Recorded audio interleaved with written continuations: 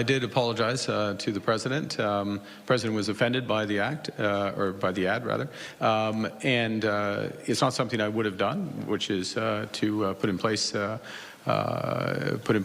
advertisement, and so I apologize to him. Envision the scene: a lavish dinner hall in Gyeongju, South Korea, on October 30th, 2025.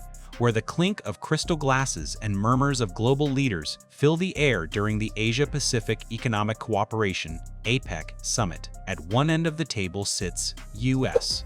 President Donald Trump, his trademark red tie a beacon amid the diplomatic swirl, while across from him is Canadian Prime Minister Mark Carney, the silver-haired economist whose calm demeanor has steered Canada through economic tempests before. The agenda? Trade pacts with Asia, energy deals with Malaysia, and a turning point: chat with China's Xi Jinping. But beneath the surface, tension simmers like a pot about to boil over. Carney leans in, his voice low and earnest, to deliver a private apology for a provincial ad that's already cost Canada dearly. A 75 million spot invoking Ronald Reagan's ghost to bash tariffs. Trump nods, later calling it very nice. But his eyes betray no softening. By November 3rd, aboard Air Force One, returning from Asia, Trump doubles down to reporters: no restart on trade talks. The apology? Acknowledged, but insufficient. This is the frozen frontier of U.S. Canada relations, where a single commercial has iced negotiations, hiked tariffs to 45% on key goods, and forced Ottawa to eye eastward horizons.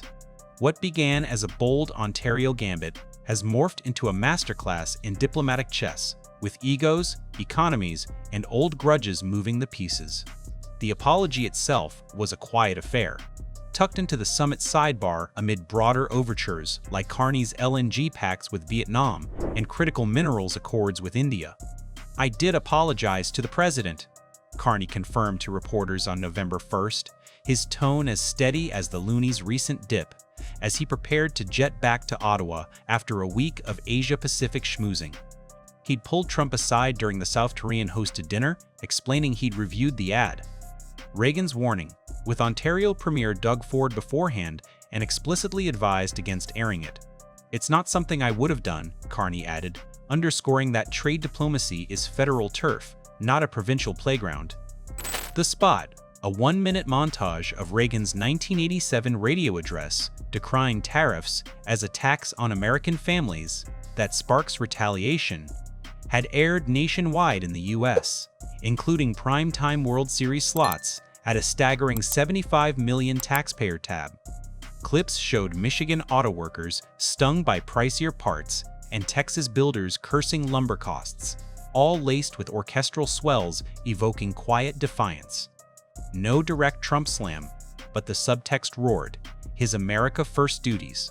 35% baselines on non-USMCA autos, steel, aluminum, and lumber were boomeranging, inflating U.S. prices and idling Canadian factories. The Reagan Foundation pounced, labeling it selective and fraudulent for cropping out Gipper's own tariff nods like 100% hikes on Japanese chips. Trump, Reagan's self-styled heir, seethed from 35,000 feet en route to the ASEAN Summit in Malaysia on October 25, posting on Truth Social: "False commercial. Hostile act. Cue the freeze. Talks terminated. Tariffs bumped 10% higher, and a snub at the Kuala Lumpur table." Trump's response was vintage gracious on the surface, granite underneath. Flying home from APEC on October 31, he fielded the press with a chuckle: "No to resuming talks, but I have a very good relationship. I like him a lot. He was very nice." He apologized for what they did with the commercial because it was a false commercial. White House Press Secretary Karine Jean-Pierre hammered it home in a briefing. The president has made his position clear. Negotiations are paused until Canada demonstrates full respect. Treasury Secretary Scott Bessent, in a CNN spot on November 1, dubbed the ad a psy-op from Ontario's Rogue playbook, cryptically adding, "We'll see," on enforcing the tariff spike, now pushing steel and aluminum to 50%, energy to a baseline 10%. Behind closed doors, Trump's team, including economic advisor Kevin Hassett, insists the ad was merely the detonator for a powder keg primed to blow. talks, revitalized after an early October Oval Office huddle where Carney pitched Keystone XL revival and dairy quota tweaks, were already going south, per a senior official to Politico. Mistrust festered over USMCA lapses. Canada's digital services tax, rescinded under pressure, dubbed a cave by Trump, fentanyl border flows, and foot-dragging on auto rules of origin. "We weren't on the same page," the official said, noting U.S. wariness of Ottawa's commitments despite intensive progress on steel exemptions.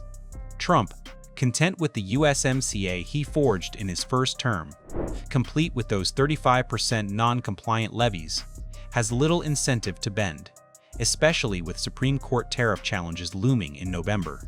Carney, the Oxford-educated banker who tamed Brexit jitters at the Bank of England, plays the long game with unflappable grace. "We'll wait until they're ready," he told The New York Times on November 1, pivoting to Asia as a hedge. Asia-Pacific's 60% global GDP slice offers buffers against U.S. whims. In Gyeongju, he inked renewables deals with Malaysia and touted productive talks on foreign interference, while Foreign Minister Melanie Joly met Indian counterparts on energy and minerals. Domestically, the hit lands hard. Statistics Canada clocked Q3 GDP at a limp 1.4% annualized on October 31. Tariff drag cited, with the loonie slumping to size I-14118 USD, its weekly low. Polls show Carney's approval at 52%, dipping amid the chill as Conservative leader Pierre Poilievre pounces. Apology tour? "We'd negotiate tougher, not grovel." Ontario's Ford, the bombastic builder-turned-premier, often tagged Canada's Trump, remains defiant. He'd paused the ad, October 27, to de-escalate post-World Series. But not before its Jays. Dodgers airings racked 14 million views.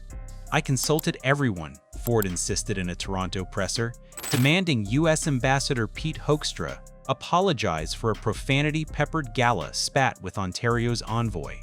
British Columbia's David Eby, undaunted, greenlit his own lumber-focused anti-tariff spot, echoing the ad's Reagan echo but zeroing on softwood duties.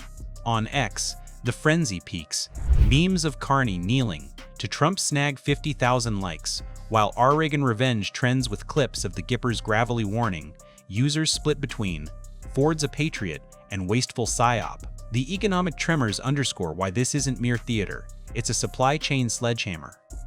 Integrated North American hubs, from Detroit's assembly lines to Alberta's oil sands, can't weather prolonged frost.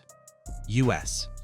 Energy Secretary Chris Wright, at a G7 ministers' meet in Toronto on October 31st, struck a warmer note: bumps on the road. But the goal is to bring them back together on oil, gas, critical minerals. He'd nodded to Carney's Keystone XL revival pitch, a ghost from Trump's first-term cancellation, and eyed deeper ties amid global mineral scrambles. Yet Trump's satisfaction with the status quo import taxes on autos and lumber intact leaves little wiggle room. Analysts peg annual Canadian export losses at $12 billion if tariffs stick, with USI, consumers facing 2–3% car price hikes and 0.5% GDP drag south of the border. Hispanic approval for Trump, buoyed by immigration wins, slips to 25% in Auto Belt states like Michigan, where tariff blowback bites Latino workers. Internationally, the saga spotlights Trump's modus operandi: slights as sanctions, apologies as appetizers. Carney's Asia pivot, doubling non-US exports via India and Vietnam pacts, hints at a reordered map, with ex-posts buzzing. Canada ditches US for BRICS, and viral threads mocking the ego tariff. Conservative scribes hailed the freeze as a wake-up to bluster, tallying ad benefits from exposing provincial overreach to reviving Reagan's free trade flame, while progressives decry it as MAGA mercantilism. As November 3rd dawns crisp across the 49th parallel, the border hums with trucks but echoes with silence from Washington. Ford stands firm, his base ablaze. Carney preps for Parliament, urging patience while plotting eastward bridges. Trump, fresh from APEC triumphs like Thai-Cambodian truces and Malaysian soybean exemptions, ties the hike to the ad's belated poll, with Besant's "We'll see" dangling like a tariff sword. Glimmers flicker.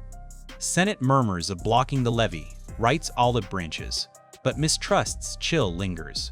Poilievre eyes midterms, vowing a harder line. EB's ads roll on, a provincial riposte. This imbroglio, sparked by Reagan's repurposed wisdom, lays bare a raw verity. In viral diplomacy's arena, one ad can eclipse accords. Apologies unlock little, and allies arm wrestle over egos. The frontier endures undefended, but the frostbite spreads.